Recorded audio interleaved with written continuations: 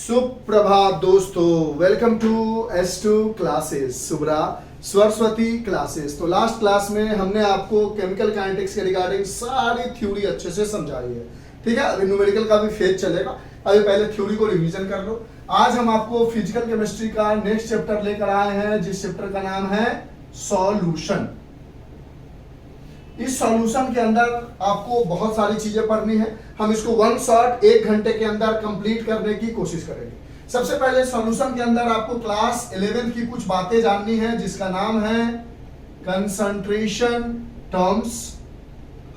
Concentration terms दो तरह की होती है, एक जो टेम्परेचर पर डिपेंड करे और एक जो टेम्परेचर पर डिपेंड ना करे। जैसे इस मार्कर को या फिर सोना का एग्जांपल ले लो, सबसे अच्छा है, सोने के एग्जांपल से आप समझ जाओगे।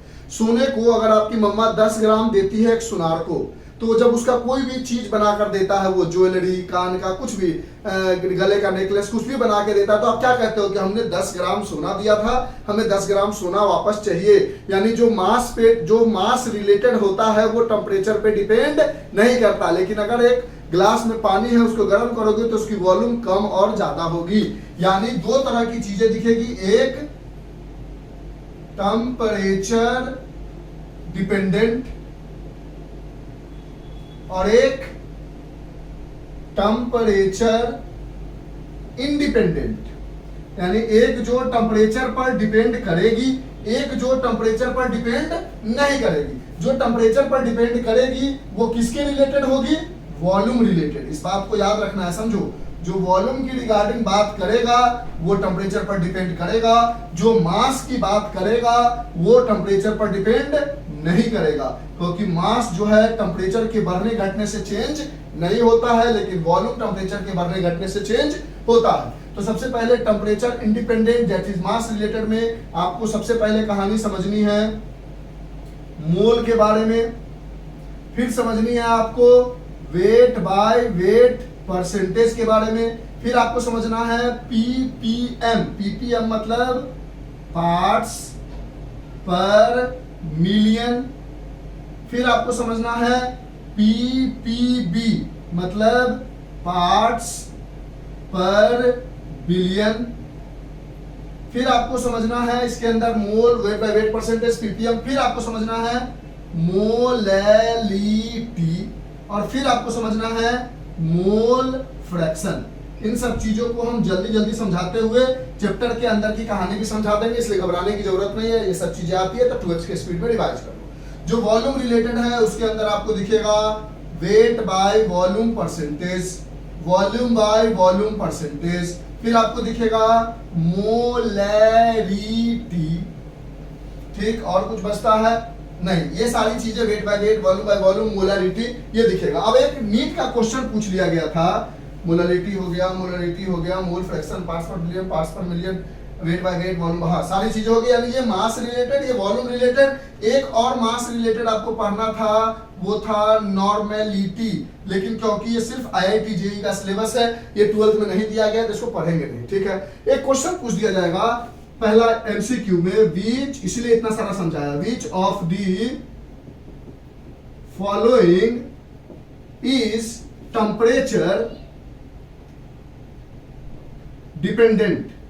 अब इसमें दे देगा कि कौन जो है वो टेम्परेचर पर डिपेंड करता है। ऑप्शन ए में दे देगा मोल, ऑप्शन बी में दे देगा मोलैलिटी, ऑप्शन सी में दे देगा मोल फ्रैक्शन और ऑप्शन डी में दे देगा मोलैरिटी। तो आप कहोगे कि हमने सर ने पढ़ाया है कि जो वॉल्यूम रिलेटेड होता है या वो टेम्परेचर पर डिपेंड करता है, टेम्परेचर की डिपेंडेंसी की बात हो रही है, तो मोल तो मास रिलेटेड है, ये होगा नहीं। मोलैलिटी भी इसके अंदर आता है, ये होगा नहीं। मोल फ्रैक्शन भी इसी के अंदर आता है, ये होगा नहीं। यानी करेक्ट ऑप्शन इज मोलैरिटी। यानी इस तरह से क्वेश्चन अगर आ जाए volume related, mass related, temperature dependent, temperature independent, तो ये छोटा सा क्वेश्चन आप बना सको। अब हम इन सारे टर्म्स को फास्ट करके समझाते चले जाते हैं, आप फॉर्मूला लिखते चले जाओ, बाकी चीजें आप जानते ही हो। सबसे पहले हम बात करते हैं wait by weight percentage, volume by volume percentage and weight by volume percentage. सबसे पहला हमारे पास है वेट बाय वेट परसेंटेज, जिसको दूसरी भाषा में आपको खूब देखने को मिलेगा बुक में, मास परसेंटेज।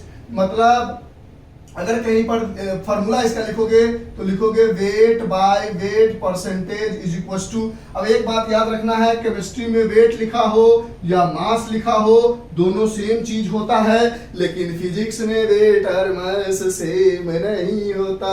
तो हम केमिस्ट्री पढ़ रहे हैं तो कहीं वेट लिखेंगे कहीं मास लिखेंगे तो कहना मत कि सर आपने गलती कर दी। अच्छा ठीक है सर, तो हम बात करेंगे तो लिखेंगे मास of solute upon mass of solution into 100।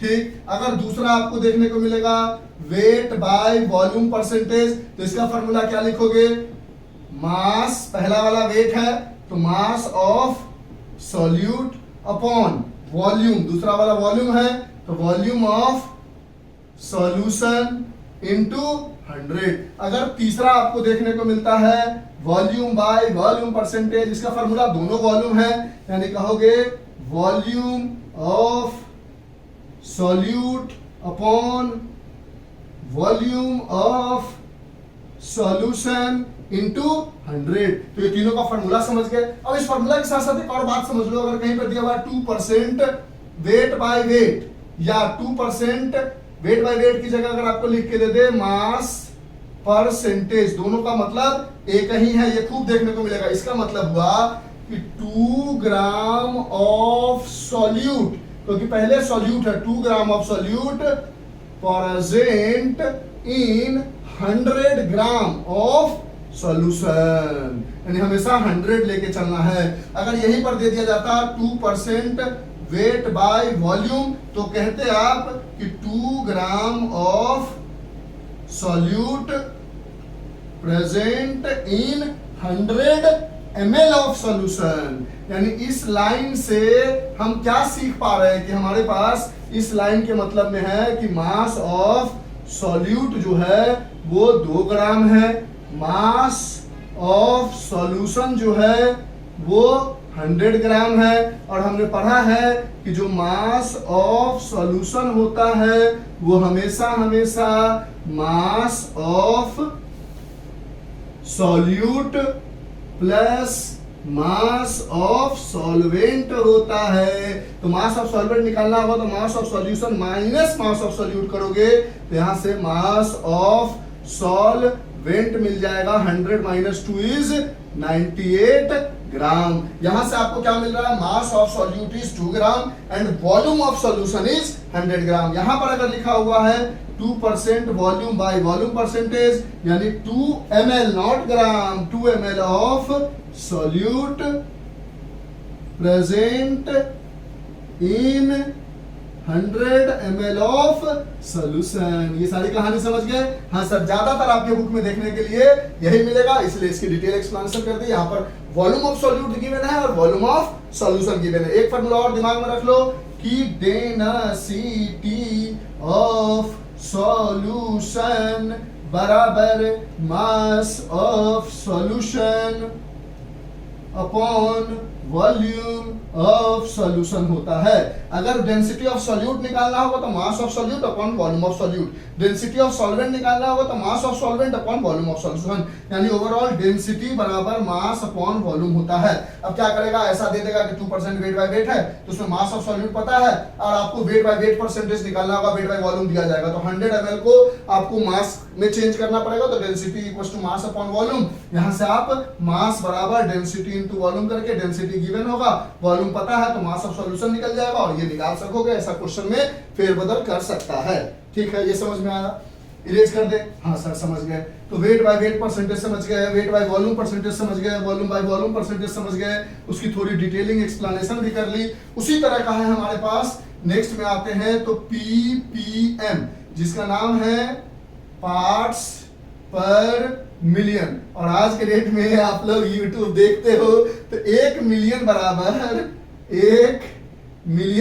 10 to the power 6 होता है, 10 लाख होता है, जानते हो आप। तो इसका पीपीएम का फॉर्मूला लिखोगे तो बिल्कुल इसी की तरह लिखोगे मास of solute upon mass of solution.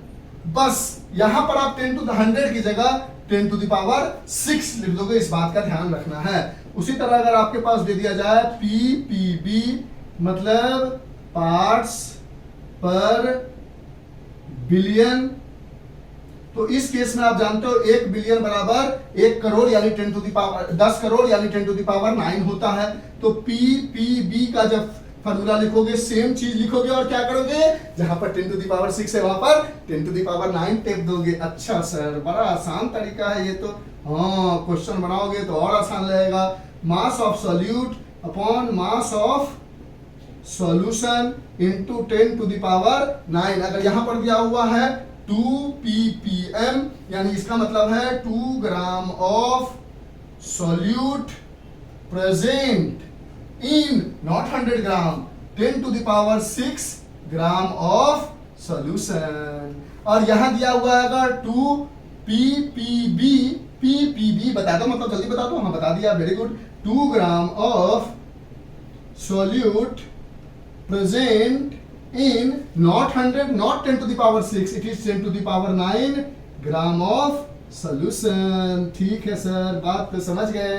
तो पीपीएम समझ गए, पीपीबी समझ गए, वेट बाय वेट परसेंटेज समझ गए, वॉल्यूम बाय वॉल्यूम परसेंटेज समझ गए और वेट बाय वॉल्यूम परसेंटेज समझ गए। इरेज करें। ये सारी चीजें आपके लिए एक बहुत बढ़िया रिवीजन है, ठीक है। और इस रिवीजन से आपको फायदा ये होगा कि जो भी चीजें आपने पढ़ी है वो आपके लिए एक बार गो थ्रू हो जाएगी। और हमने केमिकल काइनेटिक्स जैसे चैप्टर को डिटेल करते हुए एक 57 मिनट में बता दिया, तो उसी तरह इसको भी डिटेल करते हुए हम जल्दी बताने की कोशिश करेंगे। अब हम बात करते हैं मोल की। इसको हम डिनोट करते हैं स्मॉल n से। मोल का 3 फार्मूला देखने को मिलेगा। एक मिलेगा given mass upon molecular mass, कहीं कहीं मोलर मास में लिखा होता है, उससे घबराने की जरूरत नहीं है। मोल का दूसरा फार्मूला देखने को मिलेगा given number of particles upon Avogadro's number that is denoted by capital N A। ये इसकी वैल्यू होती है 6.022 इंटू 10 टू द पावर 23। तीसरा फार्मूला देखने को मिलेगा मोल बराबर given volume at STP upon 22.4 litre at STP। STP मतलब STP लिखा हो या NTP लिखा हो। STP का मतलब स्टैंडर्ड टेम्परेचर एंड प्रेशर, और NTP लिखा हो यानी नॉर्मल टेम्परेचर एंड प्रेशर। अब सर ज्यादातर आपको एनसीईआरटी के हिसाब से इसी मोल के फार्मूला से काम बन जाएगा, लेकिन गलती से कहीं बदल दिया तो सीखना तो जरूरी है। अब कैसे कैसे क्वेश्चन आएगा तो हम कैसे समझेंगे कौन सा फार्मूला लगाना है।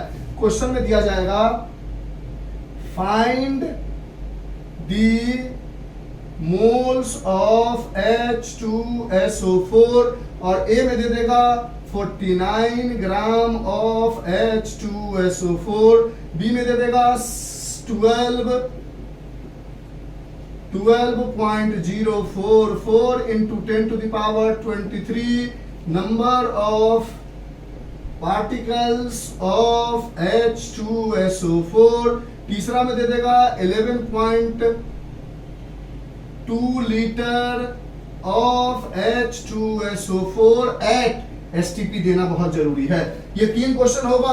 तो पहला फार्मूला लगाओगे तो गिवन मास ऑफ H2SO4 इसके लिए अपॉन मोलर मास हम बता देते हैं, हाइड्रोजन का 1 होता है, सल्फर का 32 होता है, ऑक्सीजन का 16 होता है। तो 2 hydrogen plus 1 sulphur plus 16 into 4 इसको करोगे तो लगभग 98 ग्राम आ जाएगा। ऐसा एग्जांपल लिया जिसका आंसर मैं पता था। ठीक है, अच्छा सर तेजी नहीं आपकी वीडियो छोटी हो जाए इसीलिए। ठीक है, 98 ग्राम, इसको काटा 1 इसको काटा 2, ये आ गया 1/2 मोल्स। इस समय निकालना होगा तो कौन सा फॉर्मूला लगाएंगे इसमें से। तो पार्टिकल्स दिया हुआ है तो यहाँ पर लिखेंगे 12.044 into 10 to the power 23 number of particles of H2SO4 upon हमेशा डिवाइड करना है 6.022 into 10 to the power 23 से नीचे में हमेशा यही होगा। यहाँ पर नीचे में जो कंपाउंड होगा उसका मॉलिक्यूलर मास H2SO4 की जगह अगर Na2SO4 होता तो उसका मॉलिक्यूलर मास लिखते, लेकिन यहाँ पर हमेशा 6.022 और यहाँ पर जब निकालोगे इसको हटा देते हैं, यहाँ पर जब निकालोगे तो गिवन वॉल्यूम क्या है 11.2 लीटर और ये हमेशा डालोगे 22.4 लीटर, ये कट जाएगा 1/2 हमने ऐसा दिया है और ये आ जाएगा 2, तो यहाँ पर 1/2 मोल, यहाँ 2 मोल, यहाँ 1/2 मोल। तो समझ में आ गया मोल कैसे कैसे पूछा जा सकता है। इरेज कर दें, हाँ सर कर दो। अब मोल समझ गए तो हम समझने जा रहे हैं मोल फ्रैक्शन, फिर मोलारिटी, फिर मोलालिटी और इस तरह से हमारा कंसंट्रेशन टर्म्स हो जाएगा। फिर हम आगे बढ़ेंगे तो हम आपको बताएंगे relative loading in vapour pressure वगैरह वगैरह, रॉल्स लॉ जो है हमारा वो सारी कहानी समझेंगे, ठीक है। फिर हम बात करने जा रहे हैं अब मोल फ्रैक्शन के बारे में। मोल फ्रैक्शन को हम डिनोट करते हैं ऐसे एक्स से, ठीक है। इसको हम बोलते हैं ईटा, ठीक है, ईटा या जीटा, जीटा ईटा जीटा कुछ बोलते हैं उससे आपको मतलब नहीं है, ठीक है। ऐसे डिनोट करते हैं। अगर मान लो हमारे पास मोल फ्रैक्शन निकालना है, मान लो कोई एक कंपाउंड ए है, कोई एक कंपाउंड बी है, कोई एक कंपाउंड सी है या 2 है मान लो, तो मोल फ्रैक्शन ऑफ ए निकालना है ना, तो यहां लिखोगे mole of A upon mole of A plus mole of B, यानी पहले मोल्स निकाल लो और मोल्स का ऊपर जिसका मोल फ्रैक्शन निकालना है उसका मोल्स ऊपर लिखो, नीचे में टोटल मोल लिखो। अगर आपको मोल फ्रैक्शन ऑफ बी निकालना है तो मोल ऑफ बी ऊपर लिखो और mole of A plus B लिखो, ठीक है। यानी अगर मान लो कोई 3 कंपाउंड दिया जाता है ए बी सी, जैसे H2SO4 है, NaOH है, H2O है, सबका गिवन मास है, तो तीनों का नंबर ऑफ मोल्स निकाल लो। अगर आपको H2O का मोल्स निकालने कह रहा था, H2O का मोल्स ऊपर रखो, तीनों के मोल्स को जोड़ के नीचे रखो। फिर अगर NaOH का कह रहा था, NaOH का मोल्स ऊपर रखो, तीनों के मोल्स को जोड़ के नीचे रखो। H2SO4 का कह रहा था, H2SO4 का मोल्स ऊपर रखो, तीनों को जोड़ के नीचे रखो। यानी यहाँ पर अगर आपको मोल्स ऑफ ए निकालना हो, मोल फ्रैक्शन ऑफ ए, तो mole of A upon mole of A plus mole of B plus mole of C. अगर मोल फ्रैक्शन ऑफ बी निकालना होगा तो moles of B upon mole of A plus mole of B plus mole of C. अगर mole fraction of C निकालना होगा तो mole of C upon mole of A plus mole of B plus mole of C. ये mole fraction की कहानी हो गई। इसकी कोई यूनिट नहीं होती है, नो यूनिट नो डायमेंशन। अगर क्वेश्चन पूछ दिया जाएगा write the physical quantity which has no unit no dimension, पट से मार दोगे मोल फ्रैक्शन। मोल की यूनिट क्या थी? मोल ही थी, MOL थी। इरेज कर दें। हाँ, एक और चीज समझ लो मोल फ्रैक्शन में, अगर 2 कंपाउंड का आप मोल फ्रैक्शन निकालते हो तो mole fraction of A plus mole fraction of B की वैल्यू हमेशा क्या आती है? 1 आती है। यानी 2 कंपाउंड के मोल फ्रैक्शन को जोड़ोगे तो वो 1 आएगा। अगर आपको मान लो मोल फ्रैक्शन ऑफ ए मिल गया 0.4, कोई कहेगा मोल फ्रैक्शन ऑफ बी निकालो, कैलकुलेशन नहीं करोगे, direct 1 minus mole fraction of A कर दोगे, 1 माइनस 0.4 दैट इज 0.6 आ जाएगा, that is the mole fraction of B. यानी mole fraction of A plus mole fraction of B का ये रिलेशन होता है, ठीक है। आगे बढ़ते हैं। अब हम बात करने जा रहे हैं मोलरिटी और मोलैलिटी के बारे में, क्योंकि हमने मोल, मोल fraction, parts per million, parts per billion, wait by weight, volume by volume, weight by volume, ये सारी कहानी आपको समझाती। अब हम बात करने जा रहे हैं, एक तरफ लिख रहे हैं मोलैलिटी, एक तरफ लिख रहे हैं मोलैलिटी। इसको हम डिनोट करते हैं, इसको हम डिनोटेड बाय कैपिटल M, और इसको हम डिनोट करते हैं डिनोटेड बाय स्मॉल m। ये ध्यान रखना है मेरे बच्चे। अच्छा सर, ठीक है। अब मोलरिटी का फॉर्मूला होता है, मोलरिटी का फॉर्मूला होता है number of moles of solute upon volume of solution. बस इस बात का ध्यान रखना है कि अगर वॉल्यूम ऑफ सॉल्यूशन मिलीलीटर में दिया हुआ है या डेसीमीटर में दिया हुआ है तो उसको लीटर में चेंज कर लेना है।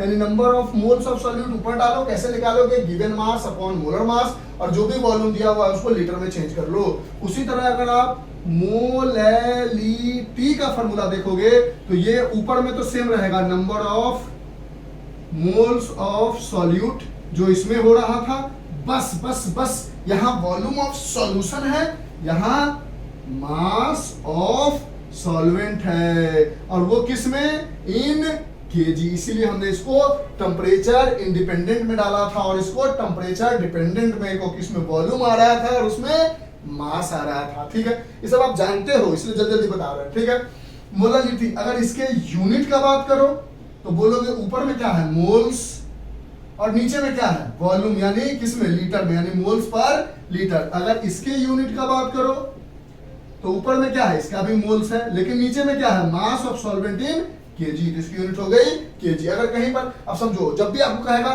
The concentration of this is 1 molarity, तो समझ जाओगे 1 मोलरिटी अगर दिया जाए, 2 मोलरिटी दिया जाएगा, इलेक्ट्रोकेमिस्ट्री पढ़ते होंगे कहीं पर भी, सॉल्यूशन में molarity terms is used for the concentration of any terms. अगर किसी का कंसंट्रेशन फाइंड आउट करना है तो अगर उस क्वेश्चन में मोलरिटी दिया हुआ है या मोलालिटी दिया हुआ है, वही उस टॉपिक का उस क्वेश्चन का कंसंट्रेशन होगा। जब न्यूमेरिकल करोगे तो और इजीली समझ में आ जाएगा।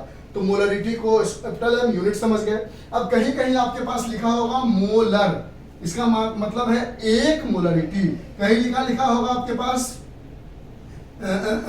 बाई मोलर, इसका मतलब मोलरिटी का वैल्यू 2 मोलरिटी। कहीं पर आपके पास लिखा होगा सेमी मोलर, इसका मतलब मोलरिटी की वैल्यू 1/2 m है, यानी अब कहीं पर लिखा होगा डेसी मोलर, यानी मोलरिटी की वैल्यू 1/10 है। कहीं पे लिखा होगा सेंटी मोलर, यानी मोलरिटी की वैल्यू 1/100 है।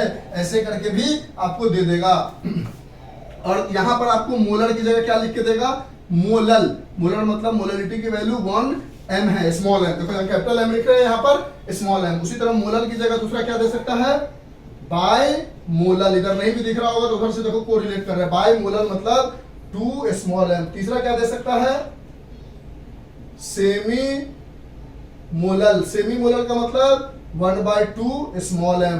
अगर कहीं पर दे देगा डेसी मोलल, इसका मतलब क्या हो गया, 1/10 स्मॉल m। कहीं पर दे देगा सेंटी मोलल, इसका मतलब 1/100 स्मॉल m। ये मोललिटी की कहानी हो गई। कहीं पर लिखा हुआ है ऐसे 2 कैपिटल M, इसको डिफाइन करो, जैसे 2% वेट बाय वेट था हमारे पास, तो कैसे डिफाइन करते थे हम, ठीक है, 2% वेट बाय वेट था तो उसको कैसे डिफाइन करते थे, 2 gram of solute present in 100 gram of solution.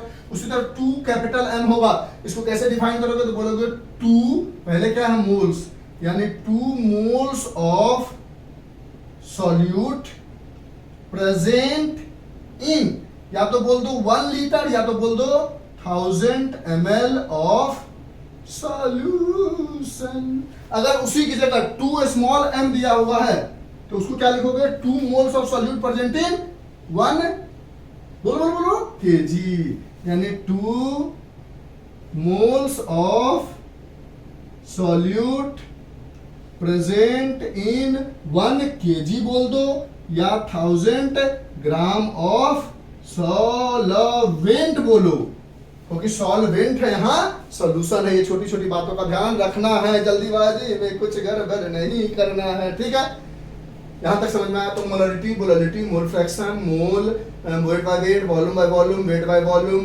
Ppm, PPV, सारी कहानी हो गई। अब हम आगे बढ़ने जा रहे हैं, वेपर प्रेशर की कहानी को समझने जा रहे हैं। यहाँ तक लिखो आप फास्ट। पानी पी लिया हमने, अब कहानी को आगे बढ़ाते हैं। तो यहाँ तक आपने कंसंट्रेशन टर्म्स की पूरी स्टोरी समझ ली और ये सब आप ऑलरेडी जानते भी थे। ठीक है, अगर लगेगा आपको कि इसके क्वेश्चन आंसर के भी सॉल्यूशन चाहिए तो हम वो बना देंगे। पहले आपको एक बार थ्योरी अच्छे से समझा देते हैं ताकि आपको प्रॉब्लम ना हो। चलिए अब हम आगे बात बढ़े तो अब चैप्टर पे घुसते हैं। ये चैप्टर ये एक्चुअली क्लास 11th में ही पढ़ना था, लेकिन हमें इसमें बताना पड़ा क्योंकि ये 12th में भी दिया हुआ था। अब हम बात करते हैं सबसे पहले चैप्टर के अंदर में, चैप्टर का नाम है सॉल्यूशन। तो सवाल उठता है सॉल्यूशन क्या होता है, तो कहता है it is a homogeneous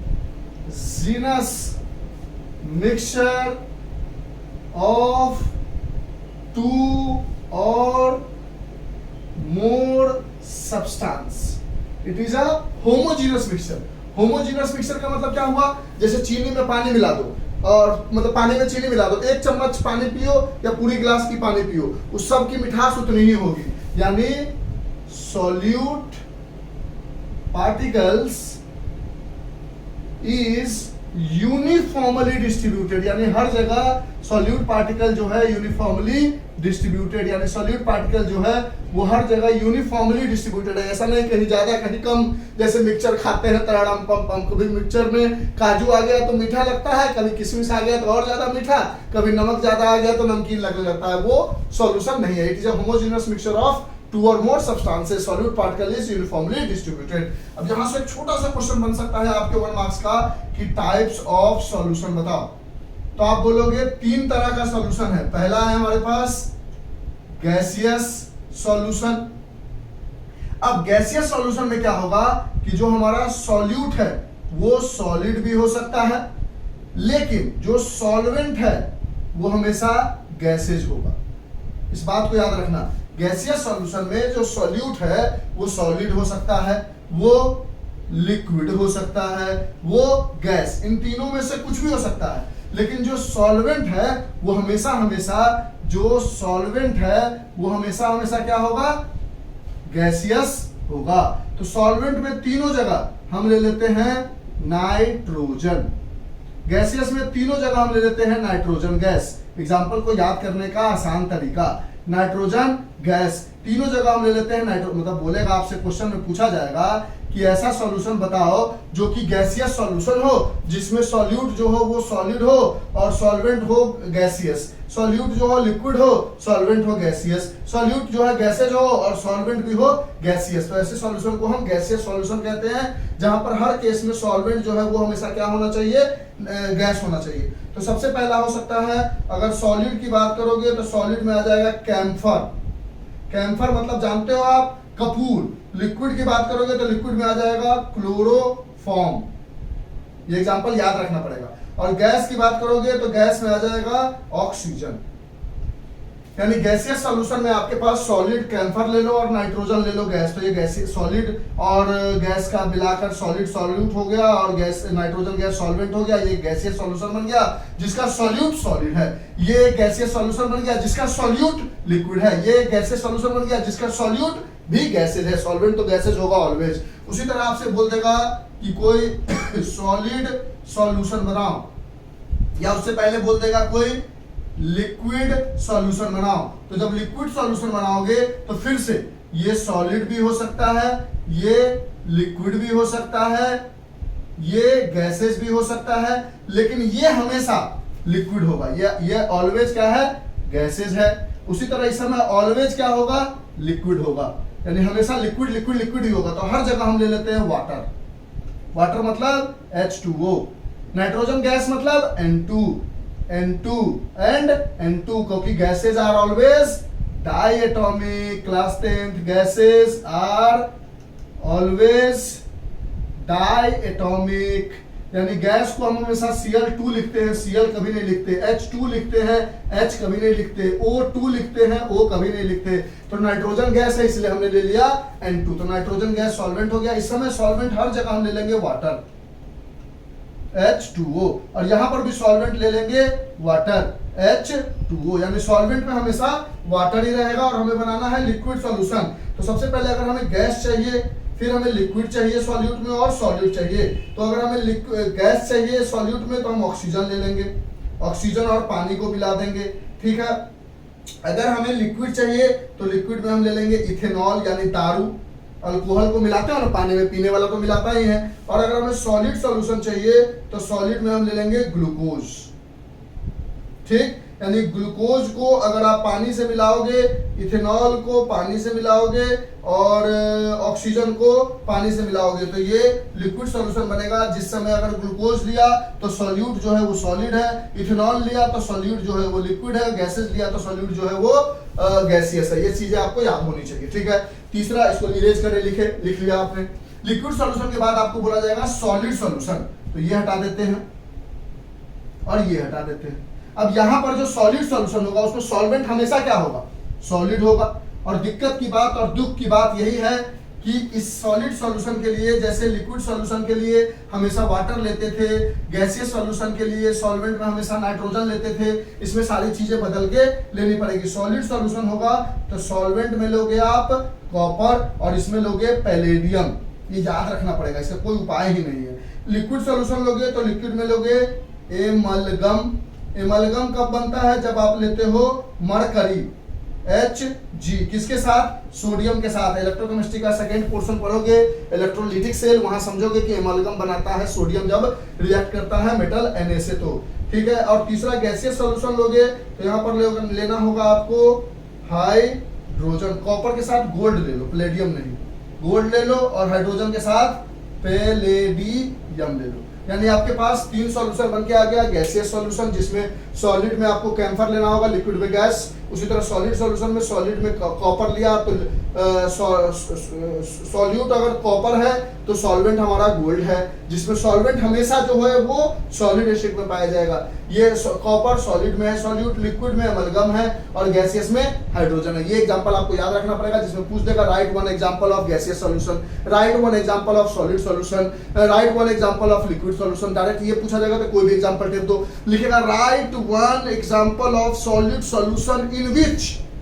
solute is also solid. तो यही एकदम पार्टिकुलर एग्जांपल आपको दिमाग में से टेप देना पड़ेगा। तो ये सारी चीजें आपको याद करनी पड़ेगी। समझ गए हो? ये एग्जांपल लिखवा दिया, लिख लिया होगा आपने। तो यहां तक हमने सॉल्यूशन समझा, सॉल्यूशन के टाइप समझे। अब हम बात करने जा रहे हैं आगे की तरफ, जहां पे हम पढ़ेंगे सॉल्युबिलिटी ऑफ गैस, उसके बाद हम पढ़ेंगे वेपर प्रेशर, रॉल्स लॉ, ये सारी चार कहानी समझेंगे। Ideal non ideal. टाइम कितना हुआ भैया? ज्यादा देर तो नहीं लेना है, 31 मिनट हुआ है, संभाल लेना। इसको 2 पार्ट में कर देते हैं, देखो, क्योंकि ये बड़ा चैप्टर है और हमने पूरा रियलाइज कर रहे हैं, देख रहे हैं तो 1.5 घंटे हो जाएगा। तो एक में हमने कंसंट्रेशन टर्म्स और टाइप्स ऑफ सॉल्यूशन बता दिया। एक वीडियो बना देंगे जिसमें हम सारी चीजें आपको और समझा देंगे, सॉल्युबिलिटी वगैरह सब चीजें हम आपको समझाते हुए आगे बढ़ जाएंगे, तो बहुत लंबा हो जाएगा, फिर बोरिंग हो जाएगा। ठीक है, तो इसको यहीं तक रोकते हैं। सॉल्यूशन पार्ट 1, कंसंट्रेशन टर्म्स और टाइप्स ऑफ सॉल्यूशन की डिटेलिंग हो जाएगी। ठीक है, bye, have a nice day. घबराना नहीं है, दूसरे पार्ट में पूरा कवर अप कर देंगे थ्योरी। 31 मिनट है, जल्दी देख लोगे आप। बाय। अच्छा लगे तो छोटा सा कमेंट, बहुत मेहनत कर रहे हैं तो please, I deserve that. Thank you, bye. Second part में इसके बचे हुए पार्ट को कंप्लीट कर देंगे।